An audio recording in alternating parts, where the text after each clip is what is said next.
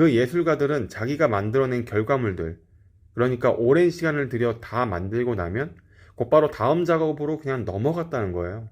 나중에 알고 보니까 그들은 자기 작품의 완성보단 그 작품을 만드는 시간이 더 의미가 있었기 때문이었어요. 안녕하세요, 부코리입니다. 이제 완연한 봄이 온 듯 보입니다. 정신없이 달리다 보니까 계절이 바뀐 줄도 모르고 살았네요. 봄을 느끼는 거 보니 그래도 조금은 여유를 되찾은 거겠죠. 요즘 들어 잠을 잘 자지 못했기 때문인 듯 합니다. 이 잠을 잘 자는 게 생각보다 엄청 집중력에 영향을 많이 미치더라고요. 충분한 잠은 사람의 집중력은 물론이고 비만, 스트레스도 영향을 미친다고 해요. 조금 알아보니까 뇌를 청소하는 것도 잠이라고 합니다. 우리가 잠을 오래 자지 못하면 뇌는 점점 그 능력이 떨어지게 되는데, 실제로 20시간 이상 자지 않고 깨어있는 사람은 술 취한 사람과 비슷한 정도의 인지 능력으로 떨어진다고 해요. 그 이유가 뇌 안에 찌꺼기가 쌓여서라고 표현하는 사람도 있더라고요. 그런데 이 잠을 잘 자면 그 찌꺼기들을 걸러줘서 뇌를 청소시켜준다고 합니다. 표현이 재밌죠? 잠을 잘 자야만 우리가 하는 어떤 일이든 집중력도 좋아지나 봅니다. 아무튼 집중력이라고 하니까 또 생각나는 단어는 바로 몰입이었어요. 우리는 보통 좋아하는 일을 하게 되면 이 몰입 상태에 들어가죠. 꼭 재미있는 일이 아니라면 나에게 중요한 일일 때 또한 몰입이 되기도 합니다. 왜 갑자기 몰입을 생각했냐? 우리 브로콜리들이나 저나 어떻게 하면 그림 실력을 올릴 수 있을까 고민하지 않습니까? 저도 아직은 부족한 것 같아서 매번 그림에 대한 갈증을 놓지 못하고 살아요. 그렇지만 빡센 연습이 전 답이라 생각하진 않습니다. 늘 영상에서 말씀드린 것처럼 저는 좋아하는 그림을 그리는 게 가장 저에게 잘 맞았고 효과적이었으니까요. 그렇지만 사실 이런 얘기를 제 영상에서 한 뒤에 저는 늘 마음 한켠이 찜찜함이 있었어요. 그건 제가 이론적으로 왜 그게 효과적인지를 정확히 모른다는 점 때문이었거든요. 제가 사람들한텐 이렇게 해보셔라, 나는 효과가 있었다, 여러가지 비슷한 결과들이 있지 않냐 라고 말은 했어도 좀 더 나도 납득이 될 만한 명확한 예시가 없다는 점이 조금 마음에 걸렸습니다. 그런데 제가 어떤 책을 보고서 드디어 그 이유를 명확히 찾을 수 있었습니다. 도둑맞은 집중력이라는 이름의 책인데요. 이 책에서 바로 이 몰입에 대해 그 효과를 명확하게 전달해주고 있었어요. 이 책은 제가 직접 사서 읽은 책이니 광고 같은 건 전혀 아니라는 거 미리 말씀드릴게요. 이 책에선 미하이라는 이탈리아의 한 심리학자의 내용을 소개하고 있었습니다. 미하이가 어느 날 예술 쪽 분야의 사람들을 긴 시간 관찰하게 되었대요. 이 미하이는 사람들의 행복에 관여하는 것이 무엇인지 알고 싶었는데, 젊은 시절에 미국의 심리학을 공부하러 넘어갔다가 충격적인 상황을 마주했다고 합니다. 당시 미국에 있는 스키너라고 하는 심리학자의 어떤 주장이 굉장히 널리 퍼져 있었는데, 그게 뭐냐면 인간은 자유의지를 지닌 존재가 아니라 그저 반복적인 습관으로 만들어진 훈련의 산물이라고 그 주장을 펴고 있었어요. 인간은 자기가 의식적으로 행동한다고 하지만 그렇지 않다, 이런 주장을 하고 있었는데, 그 주장을 미하이는 받아들이지 못해요.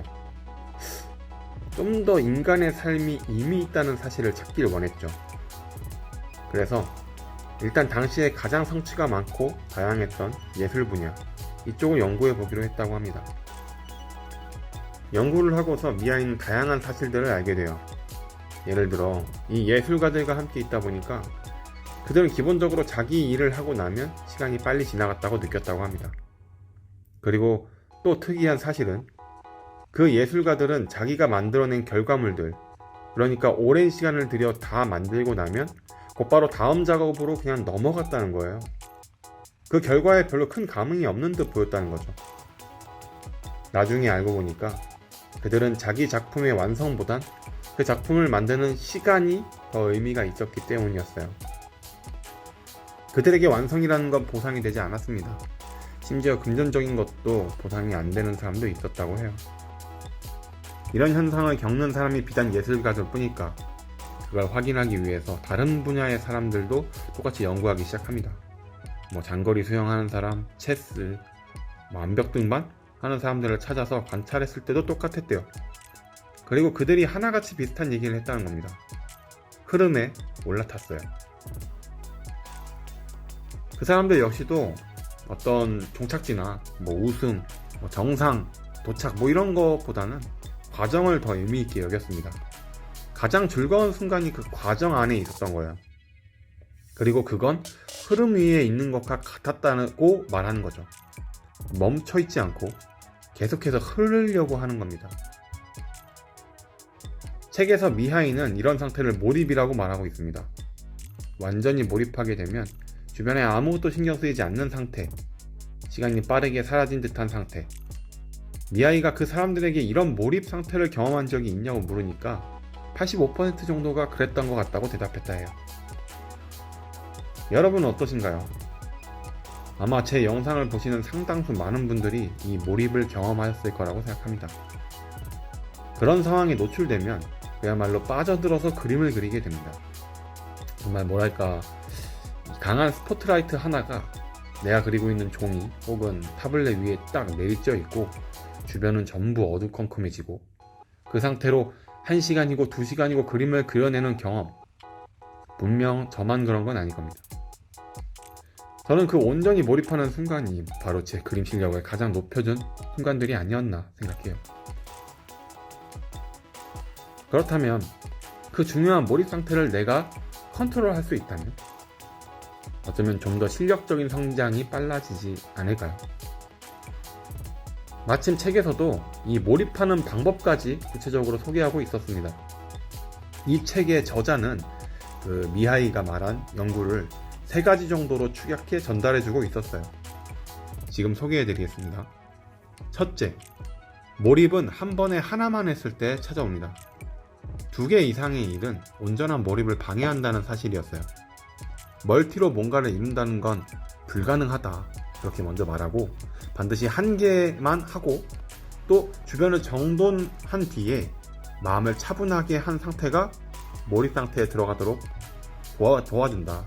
그러니까 그렇게 해야 한다, 조언합니다. 둘째는 자신에게 의미가 있는 일을 해야 한다는 겁니다.